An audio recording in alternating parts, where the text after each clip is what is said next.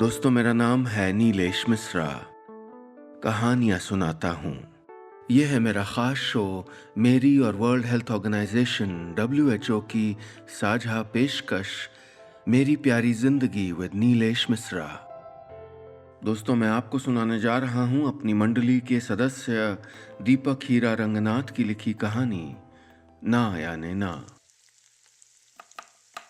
Mummy देखो तो भैया को, मुझको बाल नहीं बनाने दे रहे। गोलू चिड़चिड़ाता हुआ रसोई में आकर मम्मी के पल्लू से लटक गया। तेरे भैया की आज फ्रेशर्स पार्टी है, तुझे कहाँ जाना है सज धज के? उसे तंग मत कर। मम्मी ने गोलू की बात अनसुनी कर दी। आदित्य आईने के सामने बाल संवार रहा था। पापा ने उसको ब्लैक शर्ट दिलाई थी। फ्रेशर्स पार्टी के लिए उसने कई सारे प्लान बना लिए थे। यही मौका था जब वो अपनी गिटार स्किल्स दिखा सकता था, नए दोस्त बना सकता था। सीनियर्स से पहचान बनाने का यही तो वक्त था, और उनके बैंड में शामिल होने का भी। मैं निकलूं पापा? इससे पहले कि पापा कुछ कहते, मम्मी ने उनको कुछ इशारा किया।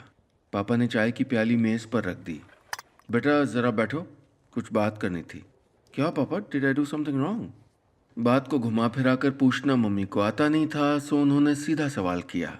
आज तेरी उस फ्रेशर्स पार्टी में पीना वीना भी होगा ना? मम्मी वो, आदित्य की आवाज़ में हिचकिचाहट थी।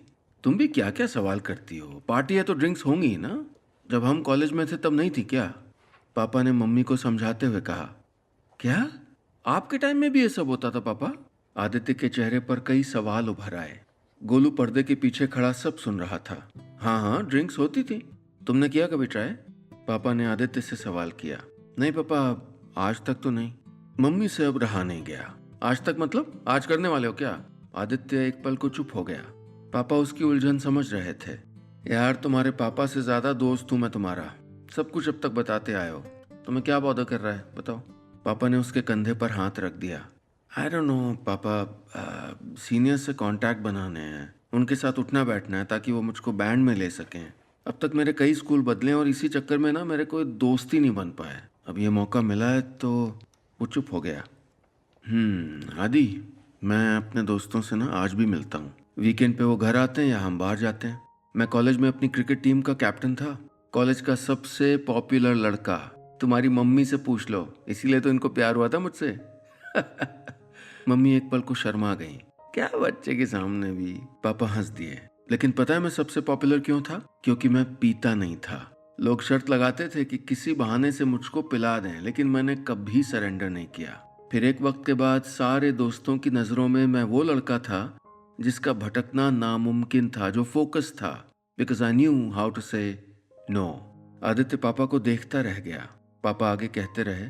मैं बहुत जल्दी समझ गया था कि ये जहर जितनी खुशी या नशा लाता है ना, उससे दुगना दुख और परेशानियां अपने साथ लेके आता है। परिवार के परिवार उजड़ जाते हैं। बेटा, फैसला तुम्हारा है।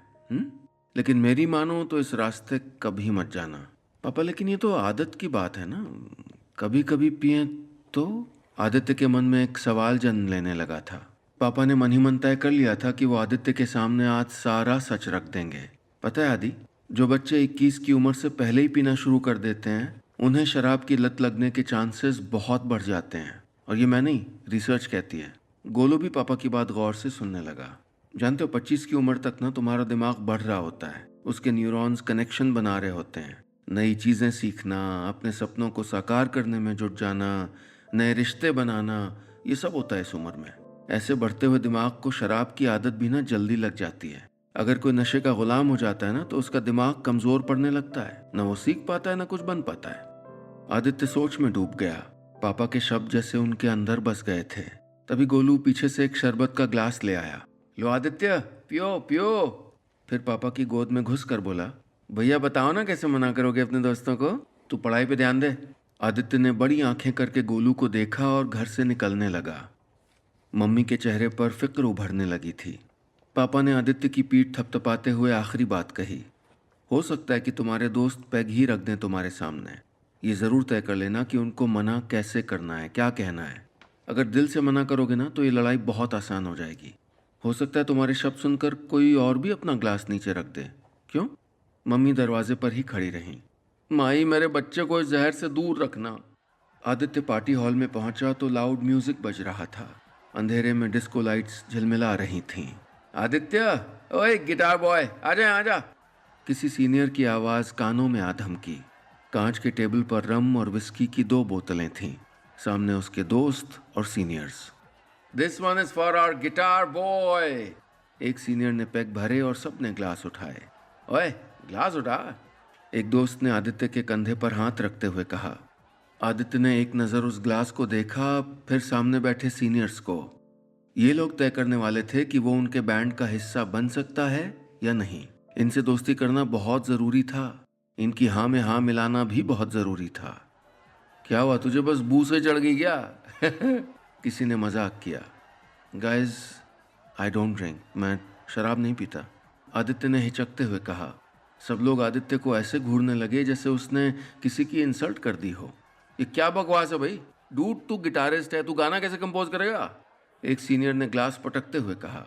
आदित्य ने एक पल को आंखें बंद कर ली। उसे घर की पीली दीवार पर टंगी फैमिली फोटो दिखने लगी। गिटार सामने घूमने लगी। उसके स्ट्रिंग्स कानों में गूंजने लगे। उसने आंखें खोली और कहा, मैं बड़ा होकर एक म्यूजिक डायरेक्टर बनना चाहता हूँ। ये शराब दिमाग को ब्लंट कर देती है धीरे धीरे, फिर कहाँ से नया कुछ बना पाऊंगा? असली क्रिएटिविटी तो आज़ादी से ही आती है, शराब तो गुलाम कर देती है ना। सब हाथ में ग्लास पकड़े आदित्य को सुनते रहे। बैंड के लीड सिंगर ने अपना ग्लास नीचे रख दिया। दोस्तों के दिल में आदित्य के लिए इज्जत बढ़ गई थी। आदित्य की आंखों में अलग ही चमक थी। आज उसे एक जीत का एहसास हो रहा था। रात के लगभग 11 बज रहे थे। मम्मी ने दरवाजा खोला तो आदित्य लड़खड़ाता हुआ घर में दाखिल हो गया। माई, लड़का पी के आया, मैं आपसे कह रही थी उसको मत जाने दीजिए, आप सुने तब ना। मम्मी पापा पे चिड़चिड़ाने लगी। आदित्य एकदम से मम्मी के गले लग गया और खिलखिला के हंसने लगा। अरे मम्मी, मैंने नहीं पी है और कभी पीऊंगा भी नहीं। मुझे ना कहना आता है, पापा की तरह। बस इतनी सी थी ये कहानी। दोस्तों, ये थी मेरी मंडली के सदस्य दीपक हीरा रंगनाथ की लिखी कहानी ना या नैना। क्या आपके भी घर में कोई टीनेजर है जो चुन सकता है शराब को? आप उसे सही राह दिखाने के लिए क्या कर रहे हैं? कोई किस्सा शेयर करिए नीचे कमेंट्स में मेरे साथ। और हाँ, अगर आप चाहते हैं कि आप या आपके जानने वाले शराब नहीं छोड़ पा रहे और उनको कोई मदद चाहिए, तो ईमेल करिए poisonswelove@gmail.com पर, यानी poisonswelove@gmail.com पर, या दिखाइए वेबसाइट poisonswelove.org। मैं अभी चलता हूँ, जल्द मिलूंगा फिर लेकर एक नई कहानी अपने इस खास शो में जिसका नाम है मेरी प्यारी जिंदगी with Nilesh Mishra. World health organisation यानी WHO और मेरी एक साझा पेशकश।